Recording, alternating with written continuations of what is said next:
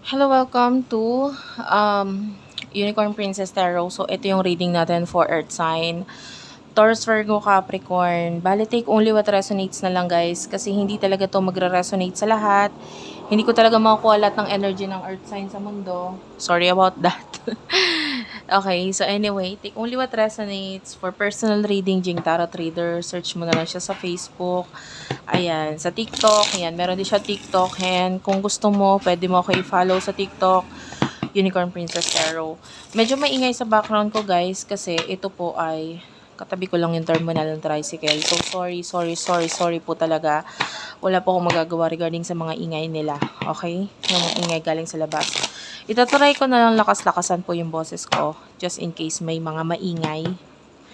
Para masapawan ko ng kahit papaano-ano. For Earth sign, Taurus, Virgo, Capricorn, let's start your reading. Wait lang guys, nadadali ko yung stand. Okay.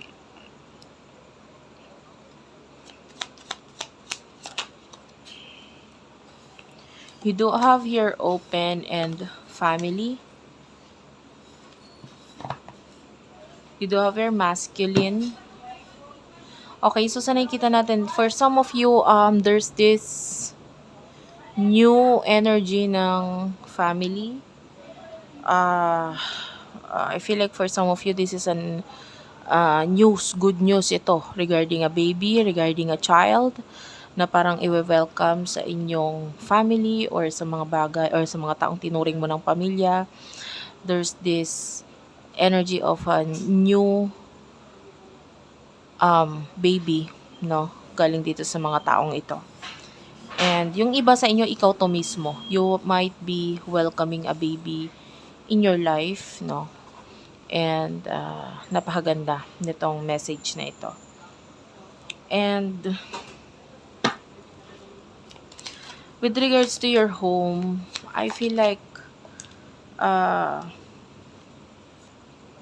may mga tao sa paligid mo or dyan sa tahanan ninyo na tumutulong sa iyo para ma-accomplish yung mga bagay na gusto mong ma-accomplish. Like, they are helping you. The moon is here. Nakakita tayo dito ng mga secrets. Maybe regarding a home or regarding a house. May mga sinisikreto, pwedeng sa pamilya. And I feel like you need to be more open regarding dito. Okay? And or you do have your cold and detachment. Some of you, you might be hiding something from your family. Tinatry mong lumayo, umiwas. Ayan. If you're already married, maybe you're hiding something with your spouse. Ayan, meron kang mga itinatago sa iyong kabiyak, sa iyong asawa, for some of you.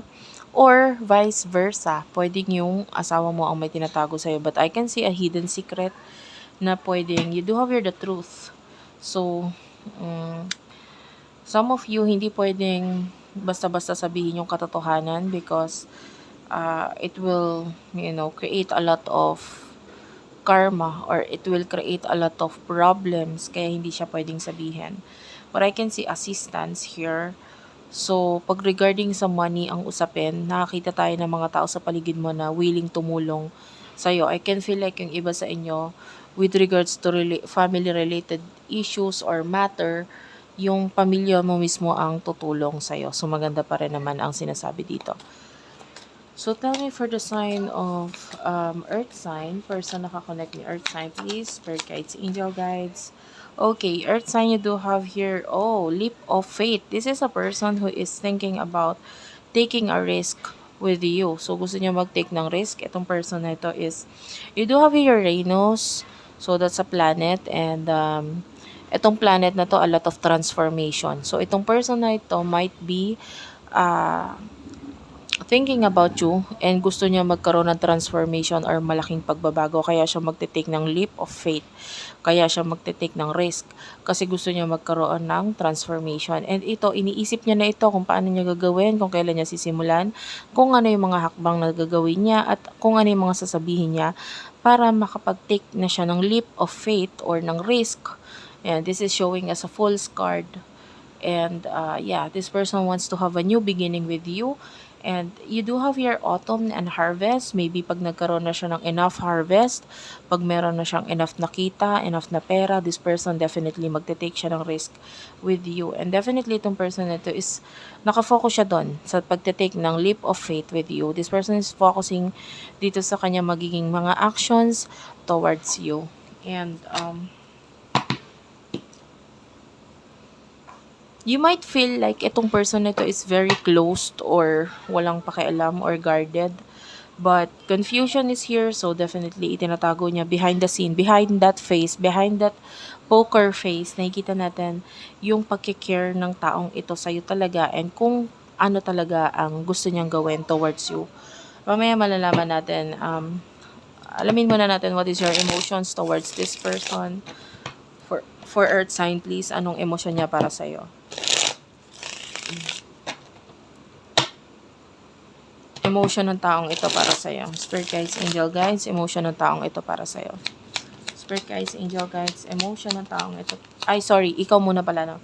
Page of Wands is here. So, Page of Wands and Ace of Swords. For some of you, may communication. And whatever you're communicating right now, doon na ipapakita kung ano yung totoong emotion mo para sa kanya.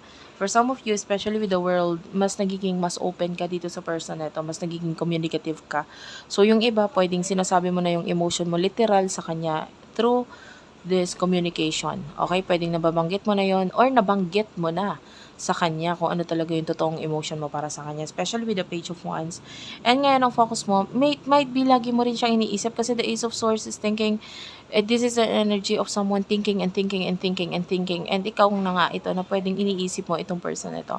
And I can see some of you may mga chat or message na sinasabi ka dito sa person na ito and pwedeng hindi or meron kang mga iniisip na sasabihin or i-message pero pwedeng delete mo or hindi mo sinasabi at all. So, may mga ganun.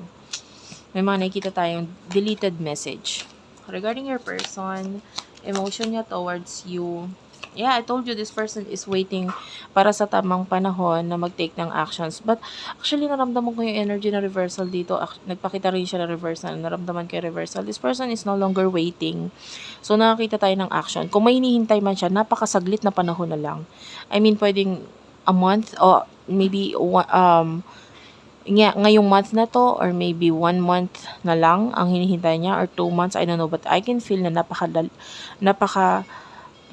saglit na lang na paghihintay ang ginagawa nitong person nito. And what is this person's emotions towards you? Anong emotion niya para sa'yo? The Ace of Pentacles is here and the Two of Pentacles, Taurus, Virgo, Capricorn energy. Bottom of the deck is the Justice card. This is the sign of Libra. The Nine of Swords is here. So, I feel like meron lang siyang mga inaayos or hinihintay lang na matapos or maging maayos yung mga problems, maybe regarding career or whatsoever, pwedeng ganun. Emotions ng person ito with the Seven of Pentacles,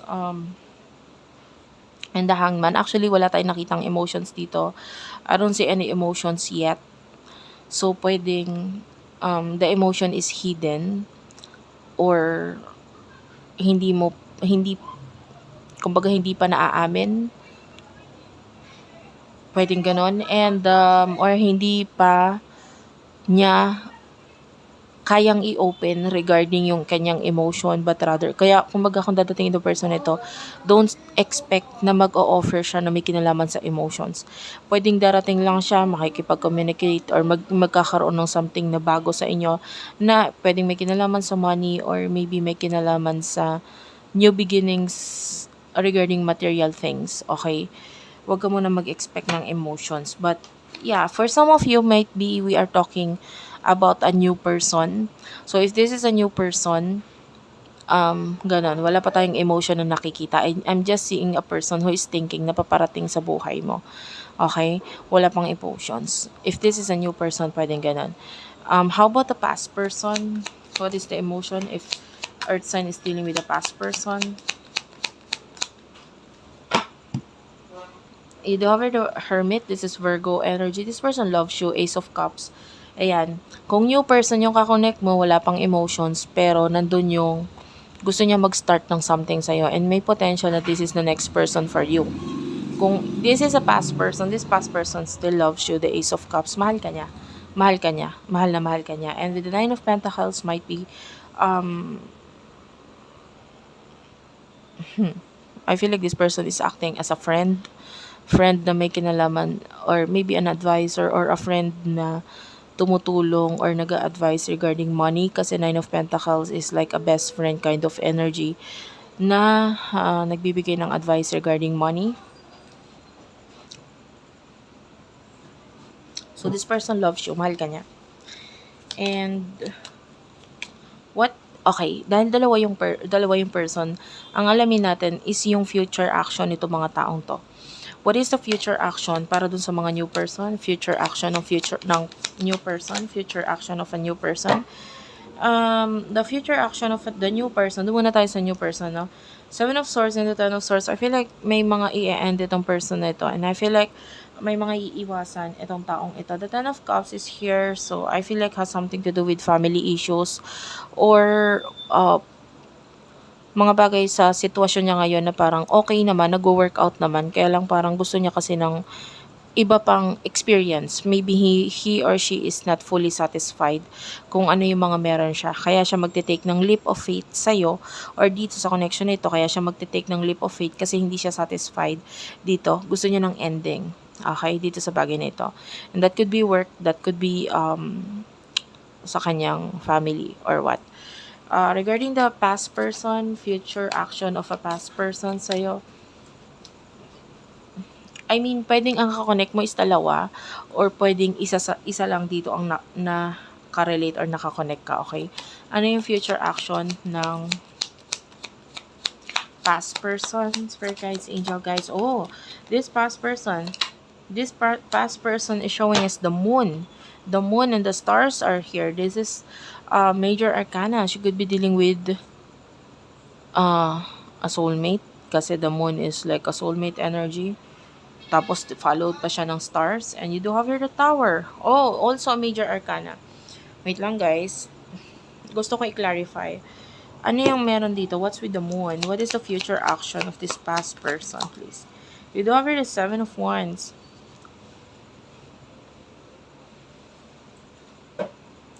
What's with the stars? Stars is clarified by the Queen of Pentacles and the Nine of Cups. What's with the Tower? The Justice card. Clarify the Justice card. Nine of Wands, Seven of Cups. The Fool is here. Of course. Of course. This person. Queen of Cups. Okay, very beautiful. The past person, nakikita natin yung future action niya as someone na parang, hindi ko alam kung tama ba itong ginagawa ko, pero gagawin ko to. Ganun yung energy niya. It's like this person magte-take siya ng risk, although hindi niya masyadong pinag-isipan ito. Don't get me wrong, kasi itong person na ito more on mas nangingibabaw sa kanya sa pag-take niya ng action ay ang isip niya kaysa ang puso niya. Pero it feels like medyo nababaliktad, no? I can see better communication and connection sa inyo nitong person nito in the near future. This person is focusing sa kanyang stars, and I feel like the star is you. Ikaw yung wish fulfillment niya. Ikaw yung gusto niya. And this person with the Queen of Pentacles and the Nine of Cups, this will show up as a person na parang nasa akin na lahat. Hindi mo na kailangan ng kusino man, wala ka nang hahanapin, nasa akin na lahat. This is the kind of person na parang papatunayan niya sa'yo na nasa kanya na lahat. Okay? So, pwedeng yun yung maging actions niya. Ipatunayan niya sa'yo or ipakita niya sa'yo na nasa kanya na lahat. Sana medyo malinaw yung part na yun. And I can see that the Justice card and the Nine of Wands, I can sense here na yung iba sa inyo, especially if you're having problems, if you're having challenging problems right now, kung may mga problema ka, very challenging, hindi mo alam kung paano lulusutan ito, this person will show up as the Queen of Cups. I have everything. Nandito ako. I have everything. Ako ang kailangan mo. The Seven of Cups is this person na might be, sa ngayon medyo mga ganda lang yung nasa isip niya eh. So might be, iniisip niya itong connection na ito na kaya may ibig sabihin. Alam mo yon, maaring kaya ka babalik ulit sa buhay niya kasi may ibig sabihin. And this person is focusing on that. Ano yung ibig sabihin? Bakit nagkabalik or bakit magkakaroon ng pagbabalik ka sa buhay niya. And maybe it has something to do with soul purpose. So anyway, alamin natin.